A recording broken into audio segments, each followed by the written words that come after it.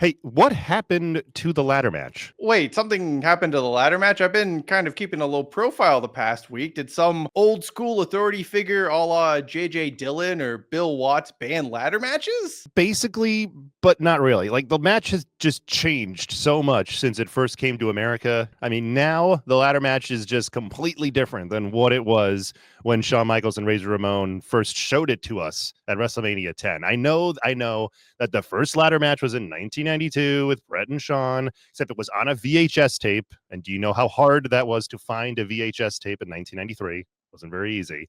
But I mean, there's been so many other weird ladder matches in between the first one in 1972 and then 1994. And all of them are extremely strange in their own way, except the ladder match from 94 on has just gotten crazier and crazier and crazier to the point where it's not really a ladder match anymore. It's more of just a match with a bunch of people in the ring, and the ladder is there, and the ladder is more like a person in the match. I definitely agree with that sentiment. And it felt like if the first, let's say, 20 years were sort of developing the concept of the ladder match, the last 20 or so years have been trying to ruin that concept as much as possible. And ladder matches, they don't even seem to have any feeling. I think you look at the past decade.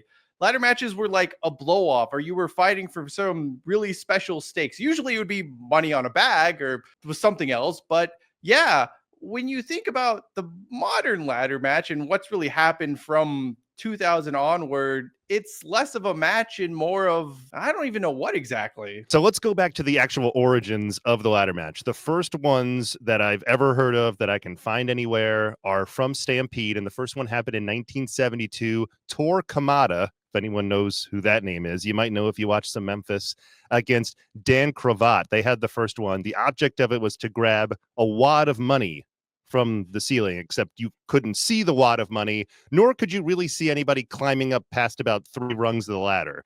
That was pretty much all of the Stampede ladder matches. There is one with Bret Hart and Dynamite Kid. That's like a good wrestling match. But then once the ladder gets involved, it's just them climbing a ladder and you don't really know what happens because the camera can't show us what happens. So yeah, that's how basically the ladder match started, and it gets progressively weirder as we keep going on here. Hold on, can I go back 1 second? A wad of money? Is this some sort of like Canadian measurement of money I'm not aware of? I don't exactly know the amount of money. It just said a wad of money. So, I mean, it could have just been a wad of $1 bills, or actually, no, they don't have $1 bills in Canada. So maybe $5 bills. It was it was just I would actually like to imagine it just being like a bag of loony $1 coins, and he's had all of their loonies in a bag above the ring, and Tor Kamata just really wanted to go out and get himself a Tim Hortons. Wait, 72, is Tim Hortons even around yet? I don't know yet. We'd have to ask a Canadian for that. Well, anyway, besides that, after the Stampede ladder matches, there really weren't that many after that I can find. The next one, though, might be one of the weirdest ladder matches I've ever seen or have found. And this is from World of Sport from London in 1987. The name of the match is the Disco Challenge match. It doesn't actually say ladder in it. I believe that was added later. But all you have to know is it's a ladder match. It's for a golden disc. The golden disc doesn't actually play any music or do anything of any value, but it's under American rules, meaning that there's no disqualifications for countouts.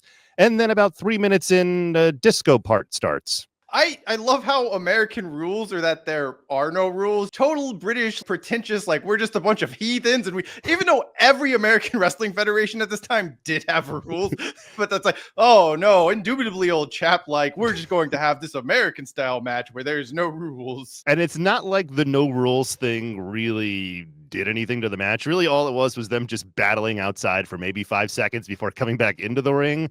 The weirdest part, though, is definitely the disco part of this match. It's almost like someone just took a hit of ecstasy and it finally kicks in. There's lights, there's action. And I do want to mention a point. This is 1987. Disco has long since died. except in World of Sport of all places. I think, yeah, I'm pretty sure that England by this point were no longer listening to disco. They were listening to new wave, new age rock music. So yeah, maybe if they had like a Smith's ladder match, it would have made more sense at this point, or a more, Morrissey ladder match. But really, yeah, nothing. This is definitely a match that I feel should have been taken to America. It really has all the American aspects to it. It's got lights. It's got music playing during the match. We've got tinsel on the ladder. We've got just colors everywhere, just insane stuff happening. I'm surprised Vince didn't see this match and bring it over. But anyway, after that World of Sport match, there really isn't any other ladder match that I can find. There might have been some on the indie scene but they weren't like the ladder match that we know of where you climb a ladder for something. That wouldn't really happen until the WrestleMania 10 ladder match. And then from that point on, the ladder match completely lost the narrative of what it was. I think that's sort of a little unfair because I think there is that moment when WWE is doing the ladder match where the stakes are there, right? Like you bring out the ladder because you need to solve some sort of conflict between two wrestlers, or you need to signify something that just has an extra element of danger. The Shawn and Razor ladder match had stakes that made sense to incorporate a ladder. If we just stayed there and it was just used as a one-off, maybe once a year, maybe once every other year, the ladder match would have been fine, but it's 1995 and everyone's trying to go to the extreme. Yes, that is really where the narrative was completely lost in the ladder match. Yes, WWF definitely didn't know what they were doing for a couple of years, but ECW just punched it right in the face and just went in a completely different direction. I'm a big ECW guy. You obviously enjoyed ECW as well. But the ladder matches, they made no sense. So 1995, they have the first ladder match. It's the ECW championship match between Mikey Ripwreck and the Sandman. So I believe this match is actually on the WWE, The Rise and Fall of ECW, that 3-disc compilation, because I remember buying that. I remember watching this match. And there were two things that forever were burned into my mind. Firstly, it's terrible. It's stupid. It made absolutely no sense. But there's a specific moment as the competitors are walking to the ring. Joey Styles just has this famous quote about how the ladder is going to be used in ECW. And here it is for you. By pinfall or submission, the ladder is simply in play. The ladder is in play? The ladder is in play in every ECW match. You don't have any rules. Like weapons are allowed in every last Extreme Championship Wrestling or Eastern Championship Wrestling match at this time. Hypothetically, every match was going to be a ladder match. You're not putting anything up for them to use a ladder. So why did this need to be a ladder match? This was simply a championship match. And things actually get hypothetically better, or at least clear on the rules. But in a much more real sense, things get really much worse when it involves the ECW ladder match. Yeah, especially as they keep going, because if you don't remember, the Sandman and Sabu had their famous ladder match, and that was when Sandman made a decision before the match to do something, and it made this match incredibly terrible, but also it lives on forever because of that. It's infamous. So yeah, Sandman has his ladder match with Mikey Ripwreck, and he's like, man, that was so easy. I'm just going to do some acid before my next one. And you can clearly tell throughout the match, like Sandman isn't right. It's just such a shitty match, but it gets even worse when you realize that they're fighting for not a championship, not a wad of Canadian money. Nope, they're simply fighting for a piece of barbed wire that is above the ring. But it's not a case of the winner like gets the barbed wire, or that the barbed wire is even dripped in gold like that gold record. Nope, it's just ordinary barbed wire. Yeah, and it's not like you can just probably find barbed wire under the ring. It's ECW. Come on. I'm sure 5 fans have barbed wire wrapped around their hands at this point. You could have brought barbed wire to the ring in this match, and that would have been permitted. So the ladder match kind of pushes that boundary of ECW to that level of you can't suspend disbelief anymore, because they've added a stipulation, but the stipulation doesn't work in the context of the promotion's rules.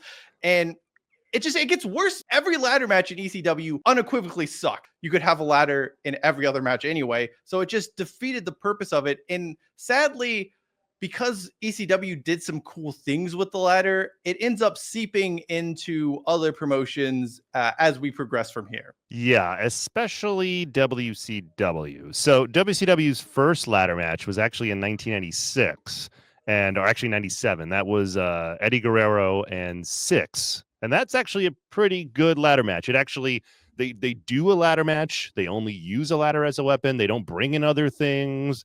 I don't believe there's too much interference with the NWO. It's pretty much a ladder match. So it was good. But then 3 years later, they tried it again, and it's possibly the worst ladder match anyone has ever seen.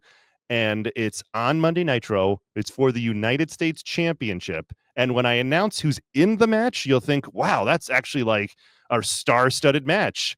But don't watch this match. It's Bret Hart, Goldberg, Sid, and Scott Hall. Who do you want to climb a ladder out of those four? But wait, it's not just a ladder match for the United States Championship, but there is a special mystery guest referee, not our special guest referee, by the way, but a mystery guest referee who wasn't announced and doesn't appear until halfway through the match. This match is just everything I detest about WCW in 2000. If you wrapped it up, if you condensed it into a very just tight 5-minute match, this would be the match. Especially the finish of this match. The title is hanging from Kevin Nash's hand as he holds it above the ladder so that Scott Hall can climb, 2 legs and pick it up and fall to the ground.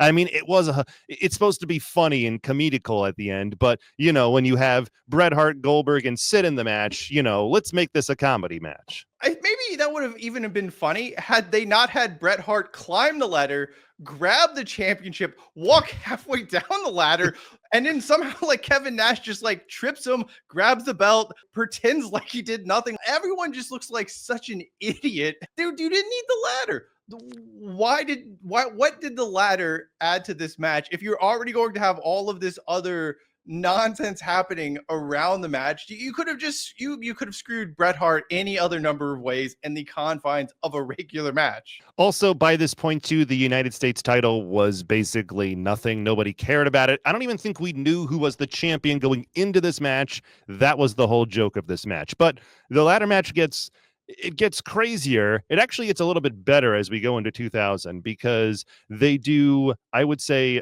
24 more ladder matches in 2000. You just might not have seen or remembered them because they do them randomly, and it's usually with the same 6 guys. So they had a 6-man ladder match that they loved to do. So they had the 3 count guys against the Young Dragons. And basically, they did that match for about 6 months, and they just interchanged them all as they kept going to do this match. And they're really good ladder matches, and I would recommend to watch them if you want to see actual good WCW ladder matches. This is probably some of the best in-ring work WCW had. You can see a little bit of some of the stuff ECW did when they had Rob Van Dam and Sabu were doing. They introduced ladders and tables, and that'll get us to, I believe, the next step on our journey of the ladder match. Yeah, that is when we go to WWE and TLC. So they were already doing the ladder match, and I really don't have any complaints of the WWE ladder match from 94 until this point, because they've all been good ladder matches. They really haven't been doing them too often, though I do think the one between The Rock and Mankind that was on Raw was useless, and really we didn't need it at all. The Rock and Triple H match that they had, the ladder match at SummerSlam, that's a great match. I mean, obviously all the tag team ladder matches are fantastic, which then went into this TLC. So the TLC match obviously is the one that probably most people remember, because that is where they actually introduce more things to this match to make it more fun. And this is also the point where it starts to get crazy and it starts to become a spot fest, and it becomes less of a match and more of a let's see how many things we can smash through after we jump off several dozen ladders that are all around the ring. And not even that, it becomes more of what can we do as opposed to how can we win the championship, or how can we get, was it Terry Reynolds' contract as one of the ladder matches? So it was, they lessened the stakes because the stakes weren't always a championship or a life-changing amount of money. It just became something random. And I'm sure that there are more matches we're forgetting about from this era because they were just doing so many of them, and they just started putting less stakes. And then all of a sudden you've got like Al Snow and Steve Blackman fighting for W2 form. And it's stupid. It's stupid. There's no point in having a ladder match where you don't have the highest of stakes. And how do you rectify that? We have to bring in ladders, we have to bring in tables, we have to bring in chairs. And some of that was, of course, the Dudley Boys are known for the tables, and chairs were just used anyway during most of these matches. So it wasn't really anything special. Yet, as good as some of those early TLC matches are, it got to the point where you couldn't just have a ladder match anymore because it was too tame. Yeah, that was when you had to involve other things into the match to make it even crazier. It's a ladder match. When you tell people this is a match with a ladder and you have to climb to the top and pick it up, that sounds pretty crazy. But no, we're going to add tables, we're going to add chairs. They wouldn't even do things in the ring anymore. It just became how many things, like you said, how many things can we do off this ladder? And that's where it became very, very crazy. And it's not even really like WWE reinvented the match. All they did was just add things to the match. They wouldn't reinvent the match till about 10 years later. And we'll get to that in just a little bit. And just to add on to that, one of my least favorite parts of this era of the TLC became the extra tall ladder, because you couldn't use that to get the belt. So someone would just bring in this like comically, what was it, like 40 or 50 foot tall ladder. Something. Jeff Hardy would do something off it, and it wasn't part of the story. Why would you have a ladder that you couldn't use to get whatever was hung above the ring? I don't get that. And then you had the tables, but it wasn't tables matches rules, because if someone went through a table, like that wasn't the end of the match. I mean, that would be pretty crappy if it was. Yeah. Or if someone got hit with a chair, that wasn't the end of the match. It was still a ladder match. And this is when it really just becomes bastardized. Now, I think we both agree these matches are really good. These matches have their place in history, but you get a lot of copycats when you do things like that. And if you keep raising the stakes, someone's going to try to one-up you, but they're not going to have the means, the capabilities, the booking, whatever the case may be. You're going to get something that's a lot less. Yeah, and that's where we have to go to good old TNA. So when TNA started, in the first year of TNA, I could find about a dozen ladder matches. Yes, a dozen of them. There were some shows where they did a ladder match, and then they might have done another one right after that. Or they might have done a ladder match that I believe you found, that I didn't even tell you to find, but you found one of the worst ladder matches of all time, if you would like to share that. I came to realize that Dusty Rhodes, who was far past his prime at this point, was in a ladder match. But remember when I said that stakes are important for a ladder match? Well, the stakes in this one was a replica of an NWA championship belt that he had. Oh yeah, he's fighting Brian Christopher, otherwise known as Jerry Lawler's son, for this replica championship belt. We get the match. It's 8 minutes. It's terrible. Again, they have one ladder. The ladder breaks almost immediately. It's so unstable anytime anyone tries to use it. And at a point in this match, you're kind of like, well, I know Dusty Rhodes isn't climbing this ladder. Brian Christopher, this isn't a great time in his life. I don't know if he can climb the ladder. And then we get a David Flair running, and that's a whole thing. I want to ask you a question, Tim. If I told you who would win this ladder match between Brian Christopher and Dusty Rhodes, who do you think took home the title? I mean, I know the answer, but I would think it would be Brian Christopher, just because he'd be the only one who could actually climb it. Or just someone who was a legal participant and not say an elderly Nikolai Volkov who just comes in. Brian Christopher has to stabilize the ladder because the ladder's about to just tip over. Because it's broken. So, the ladder is broken. So Nikolai Volkov's like climbing up the ladder. He's not particularly thrilled with this. And Brian Christopher does I'm so groggy, I'm just going to grab this ladder with both hands and ground it to the thing.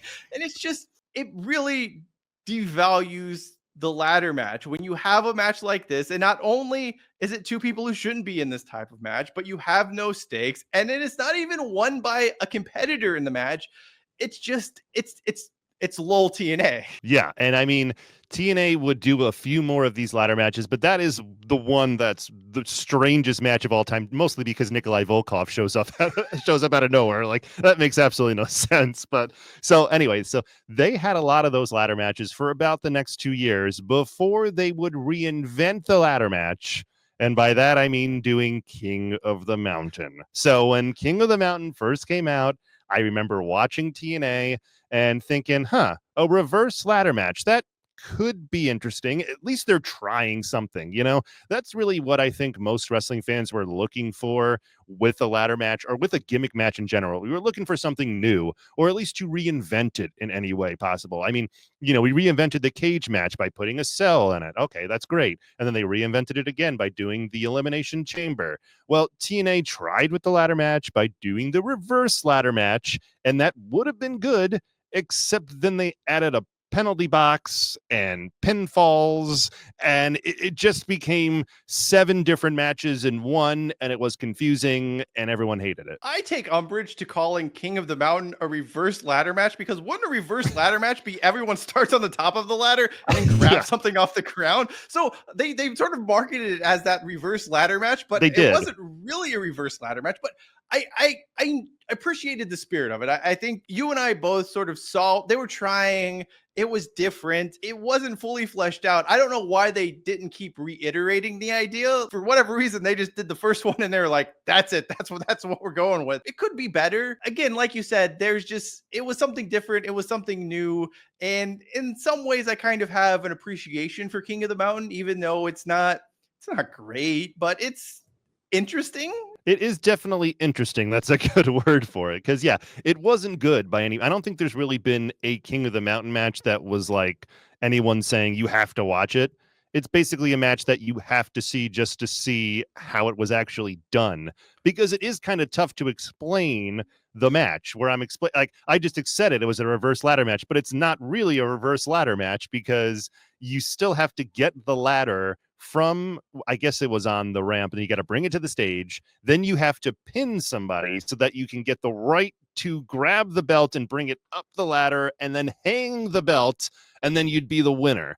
Eventually, this match just became a let's pin somebody 2 minutes in, and then we're just going to have crazy amounts of just moves. And, you had AJ Styles jumping off the penalty box, which was cool. But I mean, there's only so many times that they could do it. And yeah, like you said, they never really reinvented it or tried to make it better. They just did it once and said, here you go. Let's just keep doing this until everyone likes it, and no one liked it. Then I got another bad idea for you from TNA, because it also involves a ladder match. So this was a match that I don't know if you heard about, but I remember telling you about it weeks ago, and you thought I was crazy for thinking of this match, but it happened in TNA. It's called the Dixie Land match. This is Dixie Land.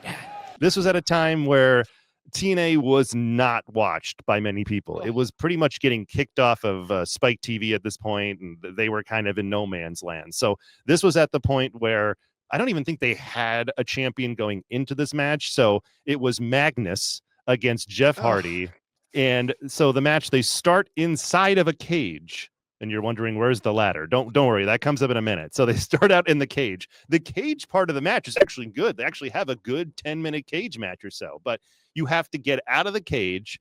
Then you have to go up the ramp to a ladder where, for some reason, Dixie Carter is, because, it's the Dixieland match. And then hanging above the entranceway is the belt. And then the ladder is right below it. So you just got to climb up the ladder, grab the belt, you win the match. Well, the end of the match is pretty hilarious because Dixie gets involved, and then Rockstar Spud gets involved, and he pushes Jeff Hardy off the ladder. It almost looks like Jeff Hardy's dead at this point. I mean, it's just complete chaos. But this was another reinvention of the ladder match that they tried, and I don't think they ever did it again, luckily. But yeah, this was one of the reinventions that TNA tried. So while TNA was doing all of their King of the Mountain madness and other ladder match madness, WWE would reinvent the ladder match with the Money in the Bank ladder match. It's really not reinventing it as much as it's just we're adding a stake that's actually a good stake to have, which is an automatic title match. and then they just added 4 more people to the match and made it crazier. So that is basically the best reinvention of this match that we have as of now, is the Money in the Bank ladder match, except it's kind of gone in a very crazy direction now, where we just have everyone doing spots. We're crashing people through ladders now instead of through tables and through other things. So it's become that point where it's kind of like a spotty fest now. It feels like the Money in the Bank match probably needs to take a pause for a year or two, because everyone's trying to do something memorable. Like, if you know you're not winning the match, like if you're Kofi Kingston, for example, and you're probably not going to go home with the briefcase most years, then you just want to do something that gets over. And that kind of took away. I mean, if you think about the early Money in the Bank, I mean, especially those WrestleMania Money in the Bank matches, were there big spots? Shelton Benjamin would do something wild there. You would also have guys that just, Mark Henry wasn't going to do something crazy. And they tried to balance the field that way. It did feel like there was more emphasis on, I want to win this match. And then as we get to the 2010s and the mid 2010s, you sort of lose that focus, where it becomes more about like stealing the show, because it was headlining a pay-per-view now and not just one of 7, 8, 9, 12 matches on any given WrestleMania card. Like you said, they really should get rid of it for a year or two and then bring it back, because it is still a good match. And as long as you can use it in a way where it enhances the card or enhances the wrestlers in the match, that's good. Like you're saying, it was good to add in Mark Henry or Ric Flair being in a ladder match. It's just really insane to think that Ric Flair's in a ladder match, but yeah, he was in one of these matches. So yeah, I mean, they did a good job with it, but it is just completely turned another corner, and now we're doing just spots, and now it's just, I need to see what wrestler A is going to do in this match, not who's going to win. You want to see what they're going to do in the match. And to that extent, the Money in the Bank briefcase would actually get to one of my pet peeves as far as WWE is concerned in the 2010s. 2012, we all wanted Dolph Ziggler to be a thing. He had the briefcase. He had so much momentum.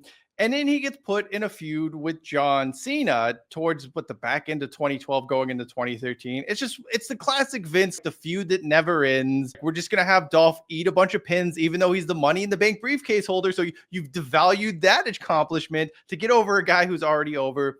But it's Survivor Series. Dolph Ziggler and John Cena are having a ladder match for the Money in the Bank briefcase, which I don't want to get into the logic behind that, because there is none. Dolph Ziggler actually wins the match. It's the match where AJ Lee interferes, which, again, just another illogical list. There's lots of plot holes in the story we don't need to get into right now. The problem is that this ladder match wasn't a blow-off. John Cena and Dolph Ziggler go on to have a cage match a month later. Like, they're in tag matches. They keep fighting. And you've not only ruined your Money in the Bank briefcase match, which is your big-time ladder match, but you've also just made the ladder match feel less important. And I really think in the past 15 or so years, that ladder match has just felt it's not a feud bluff. It's not a feud ender. It's not that thing where we just have these two guys. They need to go up and get something on a ladder to solve it. It's just another match and these really just horrible feuds that would rarely end. They just sort of petered out. Yeah, and WWE would continue to do this pretty much up until now. I know recently the Cody Rhodes, Kevin Owens blow-off ladder match that they had at Royal Rumble was really good. You said it was really good. I have not seen the match yet, but as long as they do kind of an old style ladder match, which it's weird to say old style since that's from 1994, but if they did an old style match, then I'm all for seeing it, as long as you do it that way, not where it's just like, Dolph Ziggler and John Cena, where they're just doing a match because they know it's going to look cool because Dolph Ziggler can do cool stuff off a ladder. Like, if you do a ladder match, it has to be the final, or it has to be for a good reason, not just to do a ladder match because it's fun because you think people are going to watch it.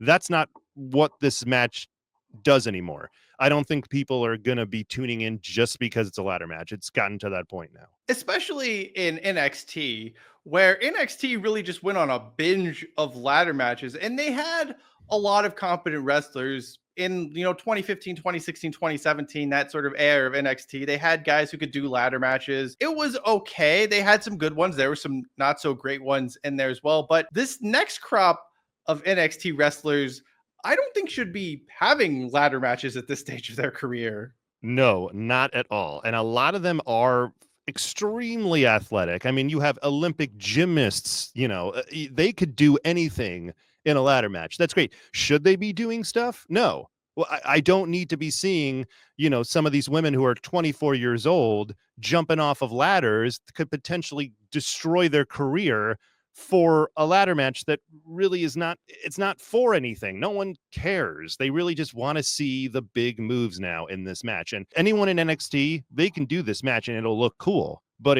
no one's going to remember it. Like, do you remember who was in the last NXT multi-person ladder match? No, you'd probably have to look it up. It was about 6 women in the match, and I can name maybe 2 of them only because, they did something cool in the match. That's really what we get in these NXT ladder matches now. I do want to stress it's not just a WWE thing here. I think a lot of ROH stuff, they got really ladder heavy for a moment, like almost TNA levels of ladder, because they had all of these guys doing really cool things that could have some really outstanding, exciting ladder matches. But when you're doing a lot of ladder matches, it just sort of devalued the whole thing, and they began scaling those down and down. And you saw this across the independents. I mean, if you go on cage matches and you look at ladder matches between 2015 and today, there are thousands of ladder matches, and a few are good. The Young Bucks have some of my favorite ladder matches in recent times. FTR, the Lucha Bros. Those are really good. Those are memorable. But seriously, who's going to remember Matt Tremont and Dan Dad in an Oklahoma Stuckey's parking lot fighting for a pecan roll hanging from a gas station pump? There's nothing there to be had. You got to have not just a build, but you got to have a reason for fans to get invested. And no disrespect to Dan the Dad, I enjoy his shtick somewhat, and Matt Tremont does his own thing. But if you're gonna bring in a ladder, have a reason to bring in the ladder. Don't go to Oklahoma or Stuckey's ever, by the way. So that's pretty much what I've been trying to say with the ladder match, is that yes, it needs a point. You can reinvent it, but make sure there's a point behind reinventing it, because otherwise you're gonna have a reverse sort of ladder match that makes no sense, or a cage ladder match that also makes no sense, and we're getting what we have now. So yeah, the Cody Rhodes Kevin Owens ladder match from Royal Rumble, they obviously did better with it, because I've heard nothing but good things about it, so I'm happy about that. But my only thing is, the future of the ladder match can really only go 3 ways. So either the match completely goes away, or somehow it gets even crazier, I don't know how, or it reinvents itself again somehow. I don't know. We can take some guesses as to how it can be reinvented, but I mean, the Dixie Land match would have been my idea, because you would have done something with a cage and a ladder, but the way they did it was stupid. So, but maybe like a triple decker, the triple decker cage that they had in WCW, that could have been another way to do it. I've got you here. And we're going to get Dixie Carter involved. It's going to be the Mason Dixie line match. And we're going to put a ladder over like a border or something. And then you have these 2 wrestlers and they're fighting on like some border line. And then they're fighting for ownership of something that's like illegal in one of the states. I don't know, but that's like the entire thing. And Dixie Carter, of course, is going to be there because it's named after her. And that is how we do it. You just have to do something where you involve like a line and the ladder is perfectly placed over the line, the Mason Dixie Carter line ladder match. Book it. Someone, please, Russo. I'm sure somebody's got a promotion out there that can do this and can find and give money to Dixie Carter to bring her there. So there you have it. There is the bastardization of the ladder match, which started as a ladder match, but now it's just a spotty fest with a bunch of people in it. And sometimes it's cool and sometimes it's just really crazy. So make sure you tell us what you think about the ladder match in the comments below. I am Tim from Wrong Sports. That is Cheyenne from The Touchback. This is special guest referee. And just remember, if you're officiating a ladder match in ECW, remember, it's not about climbing the top of the ladder and retrieving anything. It's just that the ladder, according to Joey Styles, is in play.